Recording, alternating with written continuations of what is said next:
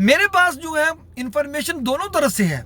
वहाँ पे क्या हुआ, मेरे पास लीगली इंफॉर्मेशन भी है। मैंने मुख्तलिफ जो है पटवारी और जो इस पूरे प्रोसेस में मुख्तलिफ लोग थे, ऑफ द रिकॉर्ड और ऑन द रिकॉर्ड रियलिटी के बेस सारी इंफॉर्मेशन मेरे पास मौजूद। जो कब्जा है वो नवीद महमूद चौहान के पास है। आज भी उनके जो बंदे थे जो हैं, ये हमने कन्फर्म किया, जो चीज़ें मैं कन्फर्म की हैं, ऑन ग्राउंड की हैं। उनके बंदे वहाँ पे बाग लगा रहे थे, ट्रैक्टर उनकी ज़मीन में फिर रहा था, जबकि बंगू बरादरान ने लेटेस्ट तौर पे जो है स्टे वगैरह लेके को आए हैं कानूनी तौर पे, और उन्होंने 15 पे कॉल भी की है। मैं अक्सर आपसे एक बात करता होता हूँ, आपको याद है कि सियासत एक बड़ा ही बेरहम खेल है।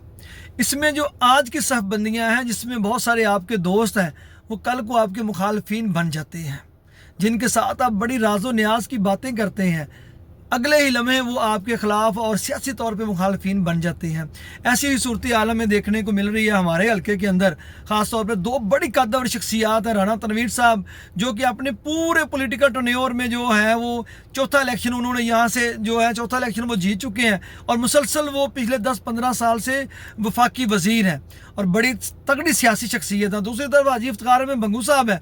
उनके बारे में हमने सुना है, हमने अपने बड़ों से सुना है और मुख्तलिफ लोगों से सुनते हैं कि उन जैसा कोई भी MP है, इतना ताकतवर और वाजियादार या इतनी पर्सनैलिटी वाला बारोब जो MP है या सियासतदान है, पंजाब में अभी तक नहीं हो सका। पंजाब असम्बली में बहुत सारे MPs आए हैं, लेकिन हाजी इफ्तिखार साहब जैसा जो है एक जिस तरह उन्होंने अपनी MPशिप इंजॉय की, कोई भी बंदा नहीं कर सका। ये बातें आप अपने बड़ों से अपने इलाके के अंदर और मुख्तलिफ जब भी आप पंजाब असम्बली में जाते हैं, पुराने लोग आपको ये सुनाते हैं। ये किससे ज़दे आम है। राना तनवीर साहब के भी मुतल्लक ये है कि उन्होंने हमेशा नून लीग की सीट यहाँ से जीती है और वो अपनी पार्टी के साथ खड़े हैं और वो बड़ी दबंग शख्सियत है, और आजकल वो प्राइम मिनिस्टर के बाद मुस्लिम लीग नून की सबसे बड़ी शख्सियत है। आपने जो सारी चीज़ें रोज़ देखते हैं, लेकिन अब वक्त की हालात की सितम ज़रीफ़ी देखें कि जिन दो शख्सियात ने इकट्ठे इलेक्शन लड़ा, ज़िमनी इलेक्शन लड़ा, और वो इलेक्शन जो मुस्लिम लीग नून एक वाहिद इलेक्शन जीती थी PTI के मुकाबले में, वो ये PP 147 की सीट थी, और इसके बारे में राना तनवीर साहब ने पार्लियामान में होके खड़ा था, देखो मैं जीत के आया हूँ। ये इतनी पुरानी बात नहीं है। अब आप देखें कि वही दोनों सियासी शख्सियात, इतनी बड़ी सियासी शख्सियात जो हैं, पिछले चंद दिनों से हम देख रहे हैं कि सोशल मीडिया के ऊपर मुख्तलिफ जो हैं वो प्रॉक्सीज चल रही हैं, टिकटॉक के ऊपर मुख्तलिफ प्रॉक्सीज चल रही हैं। मड़ बंगवा में एक ज़मीन है, जो लैंड है, जो परचेज़ जो मुबीना तौर पर जो परचेज़ की गई है, नदीम जो चौहान है, नवीद चौहान जो चेयरमैन है अटारी से और राना तनवीर साहब के बड़े वो करीबी साथी हैं, उन्होंने कुछ ज़मीन खरीदी है और उन्होंने ज़मीन खरीदी है, और ख़रीदने के बाद जो है उसका कब्ज़ा लिया गया है, जिसके मतलब वो टिकटॉक बनी है। मेरे पास जो है इंफॉर्मेशन दोनों तरफ से है। वहाँ पे क्या हुआ, मेरे पास लीगली इंफॉर्मेशन भी है। मैंने मुख्तलिफ जो है पटवारी और जो इस पूरे प्रोसेस में मुख्तलिफ लोग थे, ऑफ द रिकॉर्ड और ऑन द रिकॉर्ड रियलिटी के बेस सारी इंफॉर्मेशन मेरे पास मौजूद है। लेकिन मेरे पास जो है वो सारी इंफॉर्मेशन इस केस से रिलेटेड मौजूद है, तकरीबन इंफॉर्मेशन मौजूद है, लेकिन जब तक ये दोनों पार्टियां अपना मौक़िफ़ नहीं देती, हाजी इफ्तिखार अहमद साहब के जो साहबजादे हैं या उनके मतलब जो सोशल मीडिया के ऊपर मुख्तलिफ पोस्टें लग रही हैं या टिकटॉक बन रही हैं, उसके ऊपर तो ये बताया जा रहा है कि उनकी ज़मीन के ऊपर कब्ज़ा किया जा रहा है। एक छोटी सी बात है और उनके साथ बड़ी ज़्यादती हो रही है। और दूसरी तरफ जो नवीद महमूद चौहान साहब है, और उनके बारे में ये कहा जा रहा है कि उन्होंने ज़मीन ख़रीदी है और वो सरकार के ज़रिए, हुकूमती मशीनरी के ज़रिए अपनी ज़मीन का जो है वो कब्ज़ा हासिल कर रहे हैं, जो उन्होंने ज़मीन ख़रीदी है। बज़ाहिर दोनों तरफ से ये मुख्तलिफ क्लेम किए जा रहे हैं। अब दोनों तरफ की जो प्रॉक्सीज़ हैं मीडिया के ऊपर आके मुख्तलिफ किस्म के बयानात और मुख्तलिफ किस्म की चीज़ें कर रहे हैं, लेकिन इन रियलिटी जो है जब तक दोनों पार्टियाँ अपना मौक़िफ़ नहीं देती, जो है इनके बंगू बरादरान ने आज प्रेस कॉन्फ्रेंस का ऐलान कर दिया है, जुमेरात को शाम 6 बजे उनकी प्रेस कॉन्फ्रेंस होने जा रही है। उसमें वो खुद बताएंगे, वो खुद ईच एंड एवरीथिंग बताएंगे कि ये ज़मीन जो और नवीद महमूद चौहान साहब ने ये ज़मीन जो ख़रीदी है और इसका कब्ज़ा हासिल किया, इसमें कौन सी कानूनी तौर पे कौन सी गलतियां उन्होंने की हैं, और ये ज़मीन इनकी, उन्होंने ये साबित करना है डॉक्यूमेंट के, सिर्फ बयान के थ्रू नहीं, उन्होंने डॉक्यूमेंट से ये साबित करना है कि ये ज़मीन हमारी थी और इन्होंने आके उसके ऊपर कब्ज़ा किया है। ये एक टेक्निकली बात है, और उन्होंने टेक्निकली तौर पे प्रेस कॉन्फ्रेंस मेरे ख्याल से वो करेंगे और उसमें ये बताएंगे कि हमारी ज़मीन थी और नवीद महमूद चौहान जो हैं उन्होंने इसके ऊपर कब्ज़ा किया और इसके पीछे राना तनवीर साहब थे, और फिर वो सारी अपनी दास्तान बताएंगे। जब वो लीगल जब प्रोसीडिंग में गया, तहसील में गया, ज़िले में गया, अदालतों में गया, तो वो कौन सी ताकतवर शख्सियत थी कि जो उनके आगे रुकावटें डालती रही है, वो सारी स्टोरी बताएंगे मेरे ख्याल से। अब दूसरी तरफ जो है, इस प्रेस कॉन्फ्रेंस के बाद यकीनी तौर पे एक प्रेस कॉन्फ्रेंस आएगी, वो करेंगे नवीद महमूद चौहान साहब, जिन्होंने वो ज़मीन खरीदी है, और वो बताएंगे कि ये ज़मीन उन्होंने कैसे खरीदी, कानूनी तौर पे खरीदी, और उन्होंने कैसे कैसे इसका कब्ज़ा हासिल किया, और बंगू जो फैमिली है वो कहाँ कहाँ से जो है वो राना तनवीर साहब के ऊपर या उनके ऊपर इल्ज़ाम लगाकर पॉलिटिकल पॉइंट स्कोरिंग कर रहे हैं, वट एवर कोई भी मौक़िफ़ देंगे। तो अब एज ए जर्नलिस्ट हम उससे पहले जो है अपनी तरफ से कोई राय नहीं दे सकते जब तक उनका मौक़िफ़ नहीं आता। जब तक उनका मौक़िफ़ नहीं आता, अभी तक जो कब्ज़ा है वो नवीद महमूद चौहान के पास है। आज भी उनके जो बंदे थे जो हैं, ये हमने कन्फर्म किया, जो चीज़ें मैं कन्फर्म की हैं, ऑन ग्राउंड की हैं, उनके बंदे वहाँ पे बाग लगा रहे थे, ट्रैक्टर उनकी ज़मीन में फिर रहा था, जबकि बंगू बरादरान ने लेटेस्ट तौर पे जो है स्टे वगैरह लेके को आए हैं कानूनी तौर पे, और उन्होंने 15 पे कॉल भी की है, लेकिन जो है वहाँ पर कोई कार्रवाई नहीं हुई। आज की लेटेस्ट सूरत हाल ये थी, उससे पहले जो हुआ आपने देखा।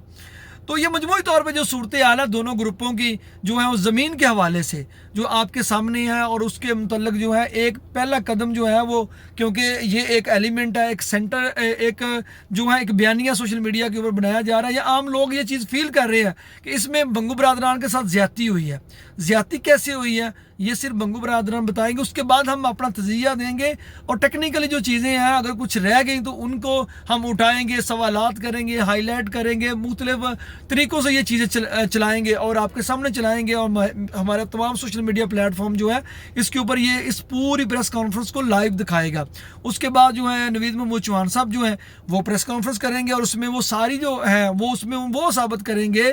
कि ये ज़मीन उन्होंने ली है और टेक्निकली तौर पर उन्होंने दुरुस्त ली है, और उनके ऊपर सिर्फ इसलिए इल्ज़ाम लगाया जा रहा है कि राना तनवीर साहब के वो करीबी साथी हैं, और सिर्फ इसी वजह से उनके ऊपर इल्ज़ाम लगाए जा रहे हैं, और इसमें कोई भी पॉलिटिकली मामलात नहीं है। उन्होंने ज़मीन बिकी, उन्होंने ख़रीद ली और उन्होंने कब्ज़ा ले लिया। तो ये सारी सूरत हाल जो है, और फिर अवाम की अदालत में जब ये मुकदमा आएगा, उसके बाद ये मुकदमा जो है वो कोर्ट में जाएगा, कचहरियों में जाएगा, फिर उसके बाद पाकिस्तान का जो मामला है वो आपको पता ही है कहाँ तक आएगा, और जो जिसके पास ताकत होती है हमेशा वही जीतता है, वही इंजॉय करता है। लेकिन मैं अब आता हूँ मजबूरी तौर पर इलाके में जो अवाम है, जिनकी ज़मीनें हैं, उनके ऊपर इसका क्या असर पड़ेगा। एक ओवरसीज़ जो दोस्त है वो एक बाहर था, तो वो जाहिर बात है फैमिलियों की ज़मीनें हैं, तो वो कॉल कर रहा था, कहता यार मेरी भी पैली हैगी है, तो मैं तो वापस आ गया अपनी पैली आके वे के वाहन वून लगा, मैं ठेके दी है कि मेरी पैली तो भी कब्जा ही ना हो जाए। एक जो बाहर लोग बैठे हैं या इलाके के अंदर प्रॉपर्टी का काम करने वाले हैं, या इस इलाके के अंदर जिनकी ज़मीनें हैं, अगर इतनी बड़े लोगों की अगर लड़ाई होती है ज़मीन के हवाले से, या लड़ाई मीन ये नहीं है कि फिज़िकली कोई लड़ाई होगी, कानूनी लड़ाई होगी, सोशल मीडिया के ऊपर ये खबरें इन्फॉर्मेशन फैलेंगी, और भी बहुत सारी चीज़ें होंगी जिसके ऊपर लोग डिस्कशन करेंगे, लोग थड़ों पे बैठेंगे, डेरों पे बैठेंगे, सोशल मीडिया पे कमेंट करेंगे, और बहुत सारी चीज़ें आएंगी जिसमें वो कहेंगे कि ये सही है वो गलत है, दोनों तरफ से इसका दफा किया जाएगा, दोनों तरफ से इल्ज़ाम। लेकिन मजमूई तौर पर ये एक अच्छी चीज़ नहीं है। दोनों बड़ी शख्सियात हैं, बहुत बड़ी शख्सियात हैं, और दोनों एक प्लेटफार्म के ऊपर इलेक्शन लड़ चुकी हैं, और मैं समझता हूँ आज भी राना तनवीर साहब जो हैं वो हाजी इफ्तिखार अहमद साहब की इज़्ज़त करते होंगे, और हाजी इफ्तिखार अहमद साहब भी राना तनवीर साहब की इज़्ज़त करते होंगे। मेरे ख्याल से ये मेरी असेसमेंट है। तो फिर होना क्या चाहिए,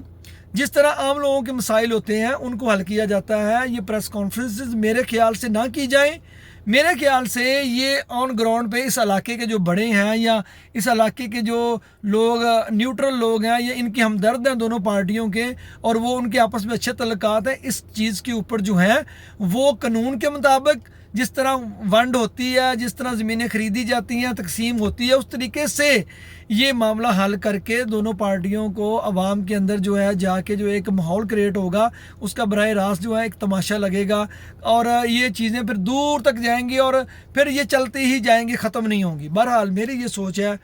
मैं तो हमेशा जो है, जो इन चीज़ों की हक में हम रहे हैं कि लड़ाई झगड़े के बगैर जो है एक सुलह सफाई से जो चीज़ें अगर हल हो जाती हैं तो वो दुनिया का बेहतरीन तरीक़ाकार है। अगर ये बड़े लोग ही अपने मसाइल को इस तरफ उलझाएंगे तो ये लोगों के मसले कैसे हल करेंगे, ये है मेरा अहम सवाल। और इसका जवाब मिलेगा परसों प्रेस कॉन्फ्रेंस के जो होगी, उसके बाद उनकी जो प्रेस कॉन्फ्रेंस आएगी उसमें वो इसका जवाब भी देंगे। तो फिर जो है ये पता नहीं ये जो मामला है क्या रुख इख्तियार करेगा। लेकिन मैं अभी भी इस हवाले से प्रोग्रेसिव सोच है मेरी कि इस मसले को हल किया जा सकता है। इस मसले को जो है मीडिया पे ले जाके मुख्तलिफ फोरम्स के ऊपर ले जाके अगर बार बार कहा जाएगा तो ये इसका हल नहीं है। इसके ऊपर जो लोग हैं, इस इलाके के ताकतवर लोग हैं, वो आए, दोनों पार्टियों के मौक़िफ़ सुनने के बाद जो एक तरीक़ाकार होता है उसके मुताबिक इनका फैसला करें और ये चीज़ लोगों को नॉर्मल लगे। अगर बड़े लोग, बड़े कद के सियासी लोग लड़ेंगे तो ये लड़ाइयाँ नीचे तक जाएंगी। तो मेरा ख्याल है कि इस मसले का इतना बड़ा ये मसला नहीं है, इसका हल निकाला जा सकता है। तो अब ये जो है प्रेस कॉन्फ्रेंस आपको लाइव दिखाई जाएगी और हमारे साथ रहिएगा। Thank you very much.